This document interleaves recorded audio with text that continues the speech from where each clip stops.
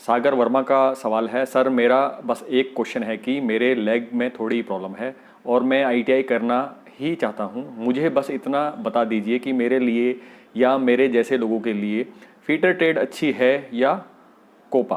Please reply.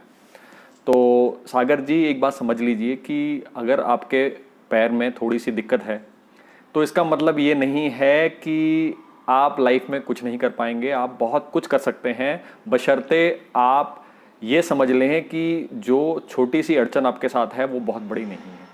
असल में ये तो आपकी जेन्युइन प्रॉब्लम है। अक्सर बच्चे ऐसे होते हैं जो मानसिक रूप से स्वस्थ नहीं होते, मतलब वैसे तो फिट हैं लेकिन हमेशा उनको डर रहता है कि भाई जो मैं कर रहा हूँ वो सही है कि नहीं। तो सबसे पहले मैं आपसे एक बात कहूँगा कि मेरा ये बता देना कि कोपा और फीटर ट्रेड आपके लिए कौन सी शूट करेगी और आपके लेग में थोड़ी प्रॉब्लम है, तो ये मेरा बताना समझदारी नहीं होगी। क्योंकि इसका सबसे बड़ा कारण ये है कि कोई भी ट्रेड आपकी लाइफ में जो इम्पैक्ट डालेगी उसकी अगर परसेंटेज निकाले तो मुश्किल से 20 से 30%, तो 70% जो असली इम्पैक्ट आना है वो ये आना है कि आप उस ट्रेड को लेने के बाद क्या काम कर रहे हैं और कितने अच्छे से कर रहे हैं। ठीक है, नॉर्मली बच्चा कभी भी अपने आप को समझने में कभी समय नहीं लगाता, क्योंकि मेरा ये कह देना कि अभी जस्ट कि आपके लिए क्या शूट करेगा समझदारी नहीं है। अक्सर हमें अपने आप को देखना पड़ता है कि मुझे किस टाइप के काम करने पसंद हैं, और अगर कुछ समय लगाने के बाद ये समझ में आ जाए कि मुझे इस टाइप के काम करने पसंद हैं और इस टाइप के काम करने बिल्कुल पसंद नहीं, और मेरी स्ट्रेंथ ये है, मेरी वीकनेस ये है, अगर सबसे शुरू में हम इसको समझने में थोड़ा समय लगाएं उसके बाद अपना डिसीजन ले तो वो हमेशा बेटर रहेगा। आप ये मान के चलिए, चाहे आप कोपा ट्रेड लें या फीटर ट्रेड लें, कि इन केस गवर्नमेंट जॉब नहीं लगती तो उस कंडीशन में आप कैसे कर पाएंगे। ठीक है, क्योंकि जो कोपा ट्रेड है, कोपा ट्रेड एक स्पेशल ट्रेड नहीं है। इसकी वैकेंसी आती है तो हमेशा ओपन आएगी। इसमें आईटीआई वाले भी अप्लाई करेंगे, साथ में जो बाहर के जिन्होंने कंप्यूटर कोर्स किए होंगे 1 साल के वो भी अप्लाई करेंगे।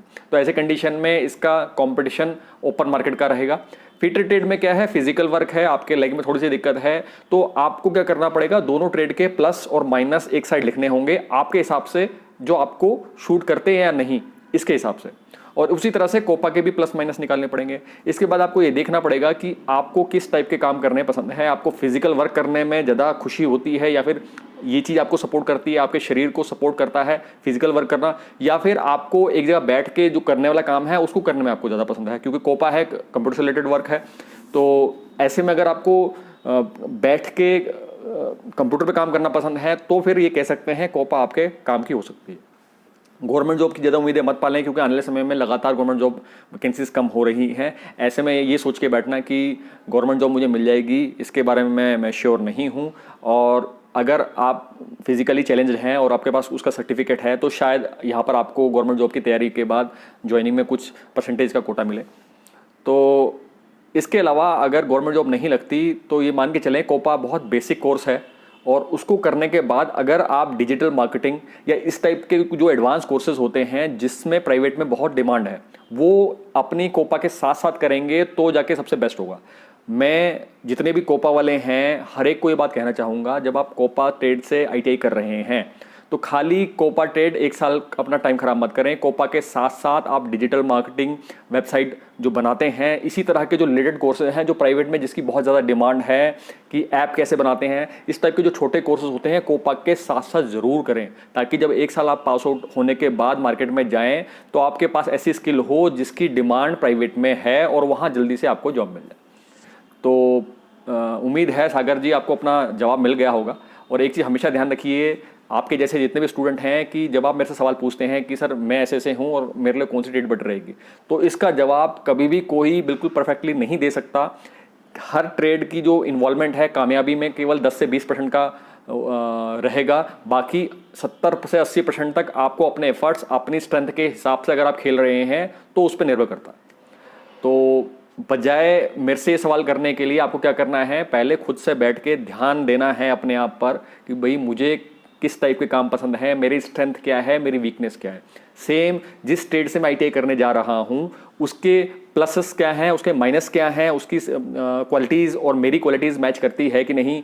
जो मेरी वीकनेस है, कहीं ऐसा तो नहीं है जिस ट्रेड से मैं करने जा रहा हूँ मेरी वीकनेस और उस ट्रेड में उसी टाइप के काम करने पड़ेंगे तो वो आपको शूट नहीं करेगी, लंबे समय तक आप काम नहीं कर पाएंगे।